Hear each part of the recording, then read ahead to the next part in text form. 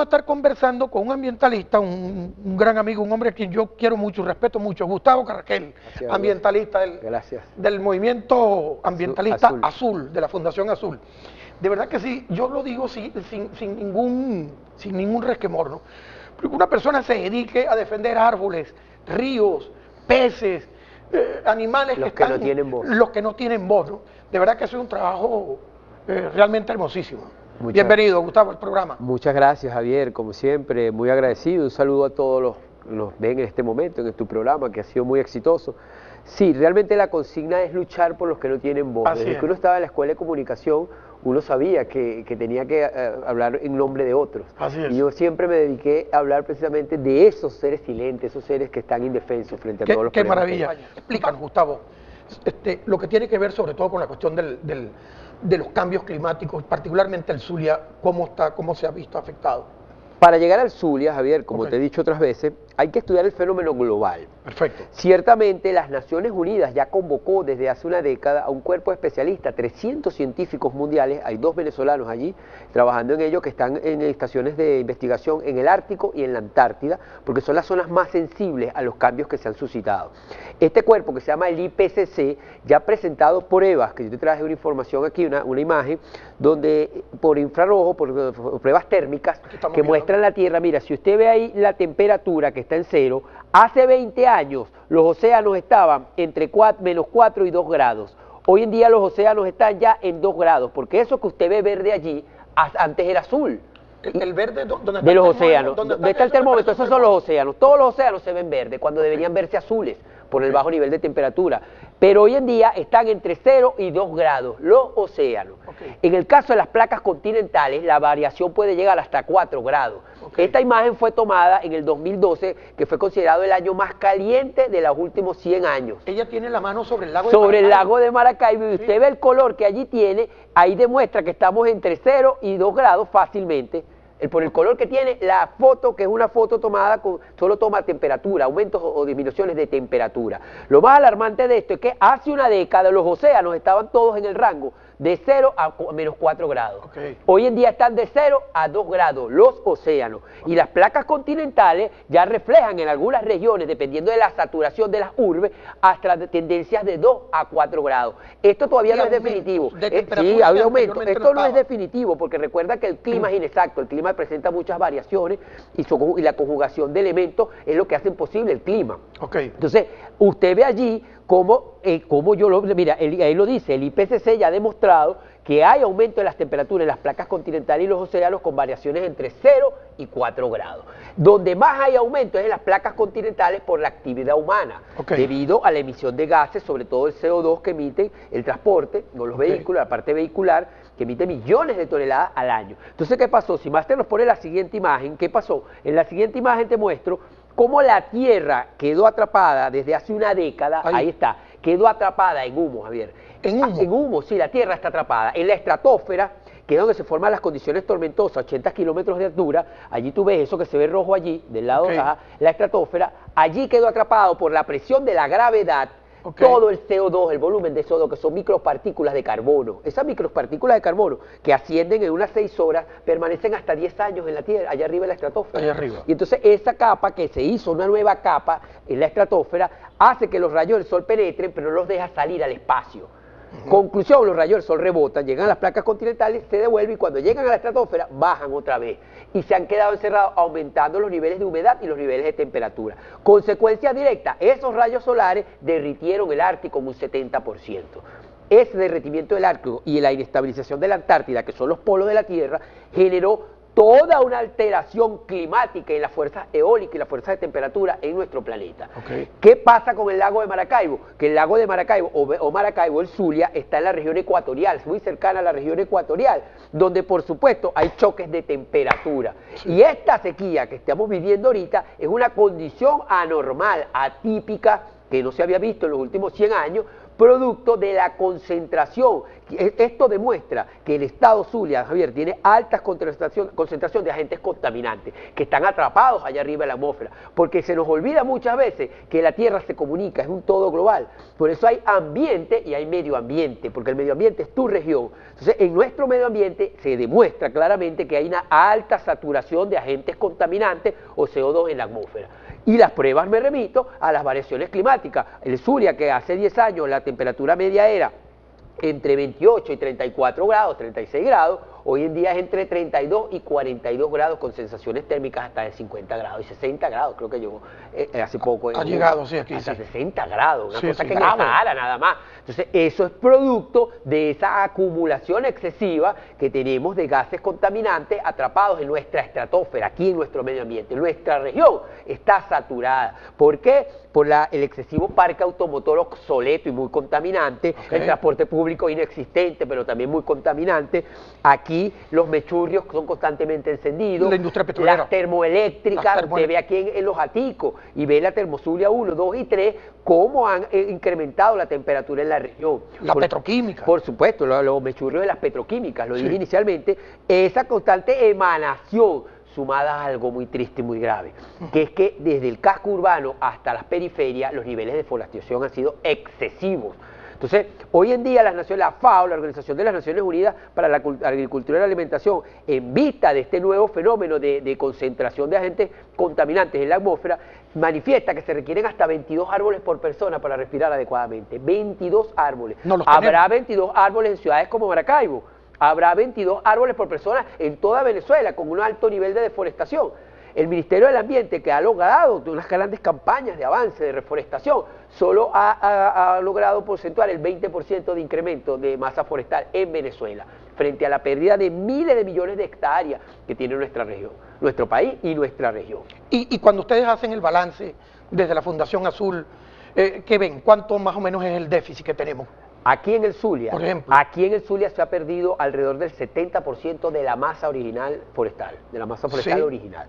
No es la misma cantidad de árboles que había al principio del siglo XX que lo había al principio del siglo XXI. ¿Y a qué se debe? ¿Deforestamos para qué? Mira, hay muchas tendencias de deforestación, por muchas actividades. Podemos empezar por la Sierra de Perijá, que también trajimos un mapa allí de deforestación en la sierra, que esa deforestación sumada al exceso de humedad, de evaporización, ha secado incluso muchos afluentes hídricos. Pero en el caso de la Sierra de Perijá tenemos casos muy graves. Tenemos el narcotráfico, que incrementa, que hace prácticas ecocidas. Tenemos la siembra de malanga, que ya está comprobada y ha sido denunciada por nosotros y el Ministerio del Ambiente. Grave eso. Mira, la situación de la Sierra de Perijá es de carácter de denuncia internacional. Eso es un ecocidio que merece un llamado de atención internacional, porque eso es una sierra mundial, eso es una sierra nada más patrimonio de los zulianos, ni de los venezolanos. Ahí hay un grave problema, como te decía, de deforestación por el narcotráfico, deforestación por los cultivos ilegales como el de malanga, propiciados por transnacionales, y los incendios forestales que hacen lo suyo porque Venezuela carece de equipamiento adecuado para la extinción de incendios forestales. Entonces son miles de hectáreas que se queman cada año producto de estas malas prácticas. ¿Qué es lo que ha pasado? En la Sierra de Perijá ya se han deforestado, mire, aquí lo puede ver usted, se calcula que más de 6.000 hectáreas, usted dirá, eso es mucho o poco, me dijo un periodista una vez en una entrevista, es que así sea un árbol que tú cortas, pero es que son millones de árboles que se han talado y esta deforestación, esto que usted había resaltado, es todo, que usted lo ve pequeño, pero eso son miles de hectáreas, hay más de 6.000 hectáreas deforestadas. Sí, porque ¿qué hacen ellos? Ellos deforestan, queman, y habilitan una parcela. La malanga, por ejemplo, que dura un año y es un cultivo que absorbe muchos nutrientes, cuando la retiran, no cultivan ahí nuevamente, ni nutren esa tierra, abren otra, habilitan otra parcela y así han ido impugnemente en la última década. ¿Quién siembra malanga? Desplazados colombianos, básicamente. Por eso es que no tenemos control. Entonces, los niveles de deforestación en la Sierra de Perijá ya han afectado las cuencas de ríos. Y yo vi con asombro cómo hace 10 años conocí el río Laja. Me bañé en él, Javier, me bañé en ese río estando en la universidad y fui este año en marzo y podemos ver la próxima gráfica y vas a ver cómo quedó el río Laja, uno de los principales afluentes de la represa del diluvio, totalmente seco. Así lo encontré. O sea, desapareció. Ya de manera que aquello que nos decían que el lago de Maracaibo se alimentaba 50 ríos, 200 riachuelos, ¿cuántos hay más? Eran aproximadamente 200, hoy en día ha disminuido a mucho menos de 100. Menos de 100. Mucho menos de 100. Ríos. Están entre 80 y 90 ríos que deben... O sea que 100 y pico Recuerda de que ríos... los principales son Catatumbo y Escalante. Ok, pero 100 y pico de ríos han desaparecido. Pequeños ríos han desaparecido. tanto de la parte de la costa oriental como de la Sierra de Perijá. Eso está en comprobado. el caso del río Laja, por ejemplo, que tú es en la sierra, todos lo conocimos, sí, sí. Ya, ahí está. Es una foto de marzo de este año. De marzo de este año, ahorita. Sí. Empezando la sequía. Cuando la denuncia de la Malanga que nos trasladamos hasta allá. Ok, y así, por ejemplo, y del lado de la costa oriental, ¿cuánto más? Del lado de la costa oriental también trajimos una gráfica que demuestra cómo han deforestado todas estas áreas que usted ve. Ahí están los dos embalses, Machango y Burro Negro. Ajá. Y aquí usted ve las zonas rojas que usted ve de este lado, del lado izquierdo. Esas son áreas deforestadas. Entonces, ¿qué es lo que pasa? Que en esa zona se han deforestado más de 1.800 hectáreas, que es otro de los dos embalses principales para surtir a la costa. Es una zona muy impactada por la ambas zonas están muy impactadas por la deforestación, donde en muchos casos existe complicidad de organismos gubernamentales y de organismos castrenses. Por cierto, ahí está un cuartel de la Guardia Nacional, ¿no? Y acusan a muchos guardias nacionales de traficar con madera. Hemos tenido por parte de los vecinos en esa zona que nos han manifestado que la Guardia Nacional es cómplice de la extracción ilegal de madera en la zona, en esta zona de Machango. Y lo mismo pasa en Perijá, por ejemplo. En Perijá no podemos acusar directamente a la Guardia, porque en Perijá es mucho más inhóspito y más difícil de llegar. Pero me decía Chacín, por ejemplo, el presidente de Gadema, de los ganaderos de Machique, él me dice, por ejemplo, que los yupas, sobre todo, él me dice, mira, deforestan demasiado, ellos han acabado con todos los árboles por la madera. Me lo dijo Chacín, que es presidente de la Asociación de Ganaderos. Al igual que se prestan en la ciudad para la extracción de alimentos, me imagino que si algún tipo de actividad les genera recursos económicos y no hay una atención hacia esas etnias, por supuesto que no dudo, no pongo en duda de que sean partícipes. Que acaben con la madera, no lo pongo en duda. En la Sierra de Perijá hay muchas malas prácticas ancestrales, como la tala, ellos talan y después queman. El problema es que eso va al favor de Dios, pues sabrá Dios quién para esos incendios forestales con los escasos cortafuegos naturales que tiene la región. De igual forma que en el caso de la Sierra de Perijá, arriba, que son los malangueros, lo que llaman los malangueros, se hemos descubierto que son desplazados colombianos, que les prohibieron en Colombia hacer este tipo de actividad y pasan la frontera y la hacen del lado venezolano. Gustavo, algo, por ejemplo, que siempre ha ocupado la atención, no solamente de los periodistas, de ustedes, sobre todo los ambientalistas, pero que es de la preocupación del común de los zulianos, el lago. El lago. Haznos una evaluación del lago. ¿Cómo está eso?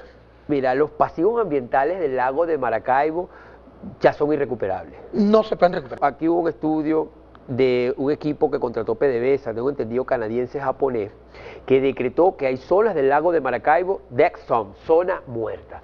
Son zonas irrecuperables, ya son ecosistemas muertos. ¿Cuáles, por ejemplo? Todo el centro del lago Maracaibo, sobre todo donde está la actividad. Recuerda que la actividad petrolera. La actividad petrolera. Recuerda que en los últimos 100 años, según una investigación que hicimos hace 2 años, desde la Fundación Azul Ambientalista, se calcula que hay y llegó el presidente de ese entonces, el presidente de la República, Hugo Chávez, unos 25.000 kilómetros de tubería sublacustre, que con la ampliación del canal de navegación se salinizó más el lago y esas tuberías ahora son mucho más corroídas.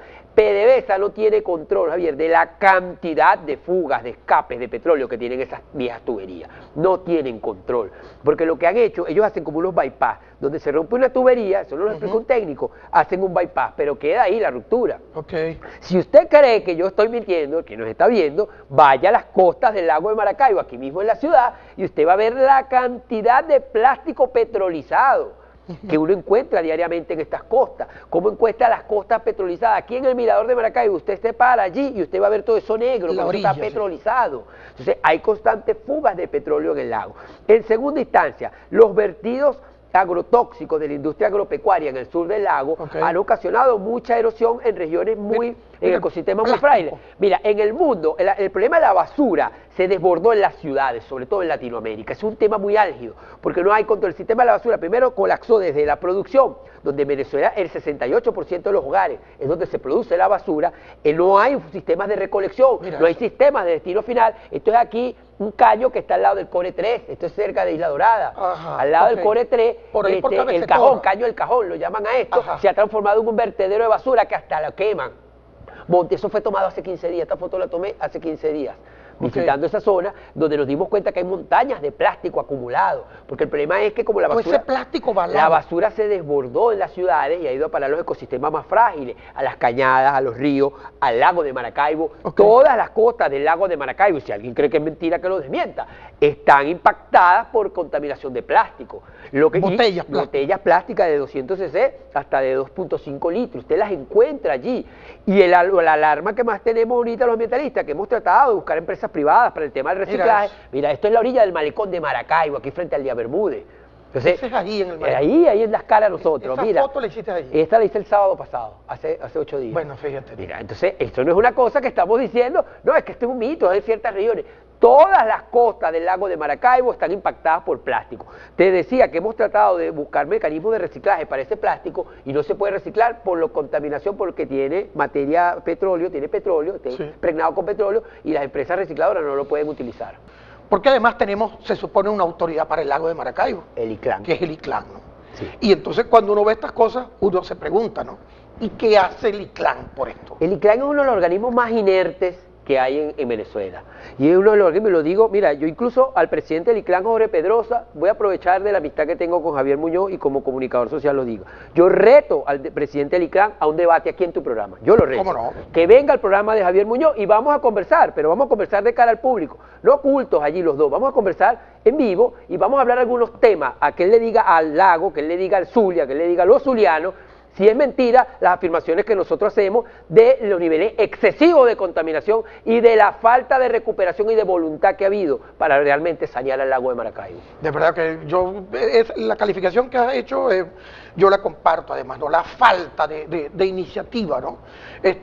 Porque yo estoy de acuerdo con que el ICLAN de repente no cuenta con recursos para muchas cosas. Sí cuenta, es uno de los organismos que más recursos maneja. Está bien, pero por lo menos sensibilice a la gente. Tienen una campaña en televisión. Las comunidades, pero ser lago, pero eso no le llega a nadie, porque tiene que ser educación ambiental masificada, tiene que haber voluntad de organizar a la empresa privada con la ciudadanía para dejar de producir basura, en el caso del tema de la basura. Mira, aquí viene un técnico que estuvo en el programa del gobernador la semana pasada. Yo comparto con ese argentino lo mismo, porque yo estuve en la ciudad de Córdoba, creo que tú has visitado Córdoba también. En Córdoba uno ve los avances, y sin ir muy lejos, aquí en Bogotá ya hay avances en el tema de la basura. Pero ¿cuál fue lo primero? La base piramidal, la educación ambiental masificada de mano de la legislación.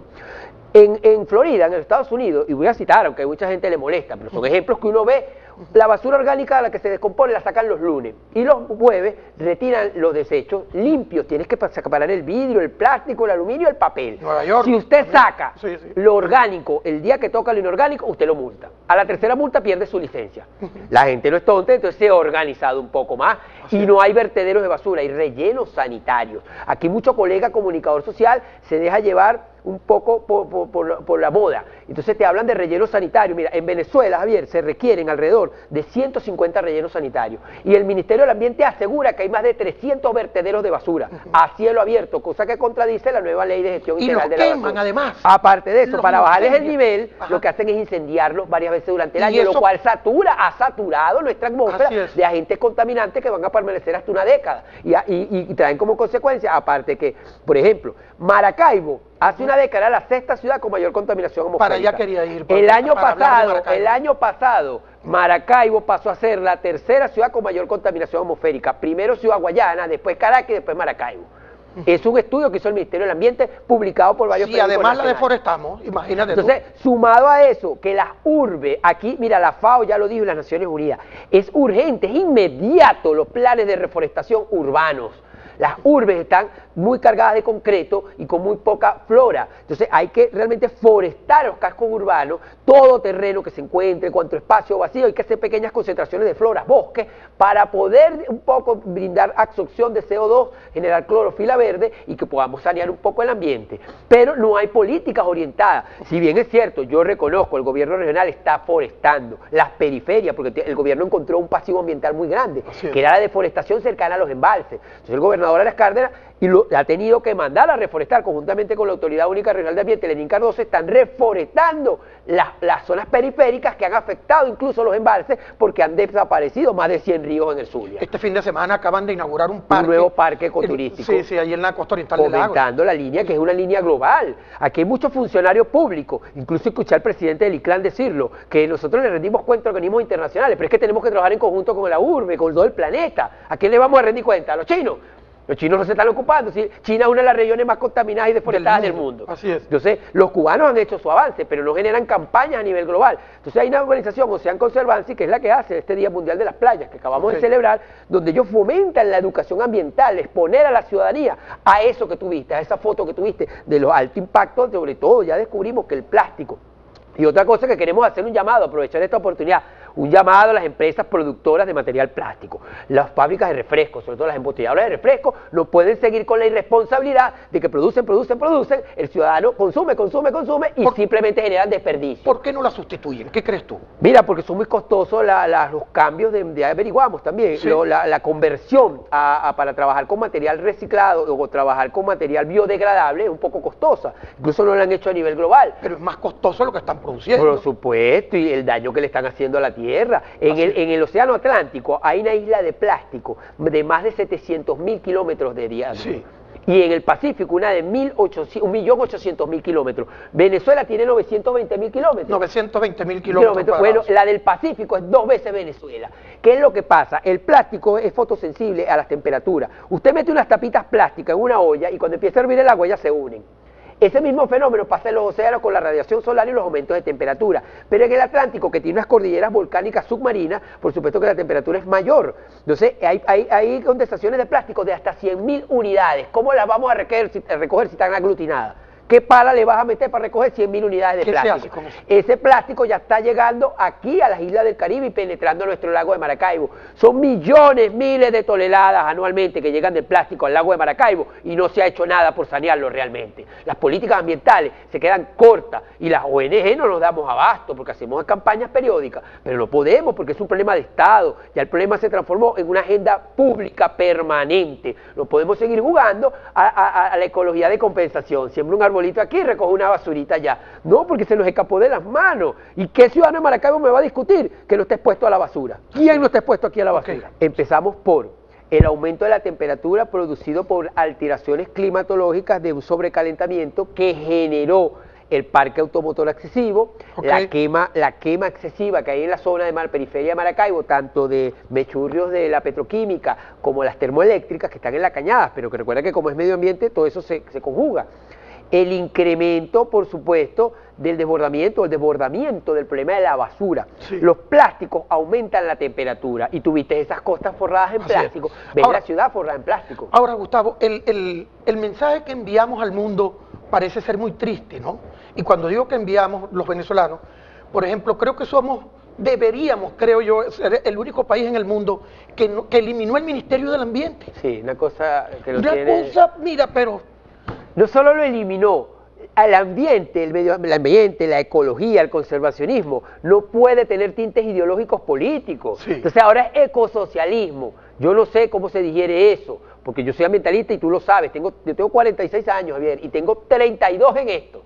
Sí. Investigando, porque mi idea es mi comunicación social, mi pasión, que es yo quería ser escritor, y he dedicado toda mi vida a la investigación del ambiente, donde tengo que estudiar distintas ciencias. Lo entiendo muy bien, entiendo que el ambiente tiene que tener sociedad, tiene que ser lo social, lo fundamental, pero lo dogmatizarlo, entonces mucho menos a recostarlo a otro ministerio. Yo creo que ahí realmente estamos muy en contra de ese cierre técnico que se hizo del Ministerio del Ambiente. La ciudad, Gustavo, ¿cómo ves la ciudad? Mira, la ciudad está colapsada, saturada de agentes contaminantes. Sí. Por eso tú ves que en Maracaibo hasta ha caído nieve. Pero si tú aquí ha granizado, en la ciudad de Maracaibo, este año creo que 2 veces, el año pasado unas 3 veces, así será de inestable la condición atmosférica que una ciudad tan caliente como esta ha granizado. Sí. Tenemos una saturación, alta concentración de gases contaminantes. Tenemos el problema grave de la basura. La basura, señores, se escapó ya de control desde la producción en los hogares, porque no estamos generando desechos limpios, sino que estamos generando desperdicios, basura, y esa basura se desbordó y llegó a todos los ecosistemas. Entonces, y también incide en el aumento de la temperatura. Perfecto. La deforestación. Aquí Maracaibo perdió su cuenca de manglares. La ciudad, todos los manglares del Milagro. Mira, el último bosque de manglar está por allá en el Milagro Norte. Sí. Y todavía atentan contra él. Eso ha hecho también que la ciudad haya perdido su sistema de enfriamiento natural. Porque la gente percibió el manglar, sobre todo las contratistas estas de las grandes villas donde vivimos, pensó que eso era maleza y los cortaron. Entonces hemos perdido el sistema de enfriamiento natural de la ciudad, colapsó. Por otro lado, el parque automotor excesivo. Mira, si el Estado, el gobierno no toma una resolución inmediata de revertir a que esta nefasta resolución de que el transporte público, el por puesto, es patrimonio cultural de la ciudad y de ahí se agarran, vamos a colapsar. Ya estamos colapsando. Primero porque es un sistema ineficiente. Segundo porque es altamente contaminante. Y segundo, la contaminación de los cuerpos hídricos. Aquí en el Zulia los cuerpos hídricos y en Maracaibo son severamente maltratados. Y hablo específicamente del caso de las cañadas. Las cañadas, que eran desagües naturales, no tenían por qué haberse embaulado. Eso fue una atrocidad, embaular cañadas. Había que reforestarlas y ayudarlas a que tuvieran su tránsito libre hacia el lago de Maracaibo. Incluso hubiéramos podido hacer penetración de las cañadas para sistemas de transporte interno. O sea, hay muchas formas más saludables de manejar el transporte que como lo estamos haciendo. Y por último hay que reconocer que por estas alteraciones climáticas el uso de energía es excesivo en la ciudad. Entonces claro, usted ve desde un helicóptero en la ciudad de Maracaibo, usted ve aquel vaporón en ciertas épocas del año, igual que pasa en Beijing, China, igual que pasa en México DF y en las grandes ciudades contaminadas. De manera que me decía el amigo camarógrafo, ¿cuál es el mensaje que le estamos dando al mundo? Somos uno de los países más contaminantes del planeta. ¿Contaminamos más que China? Más que China, estamos a la par de China, contaminamos más que toda Sudamérica junta. Las emisiones CO2, lo dijo un estudio del IBIC, no lo dice Gustavo Carrasquel. Todo lo que nosotros decimos, tú lo sabes, está fundamentado en investigaciones que hacemos. Un estudio reciente demuestra que las emisiones per cápita de CO2 en Venezuela son excesivas, son más que toda Latinoamérica junta. Creo que te comentaba que leía un estudio ambiental sobre la ciudad de Cúcuta.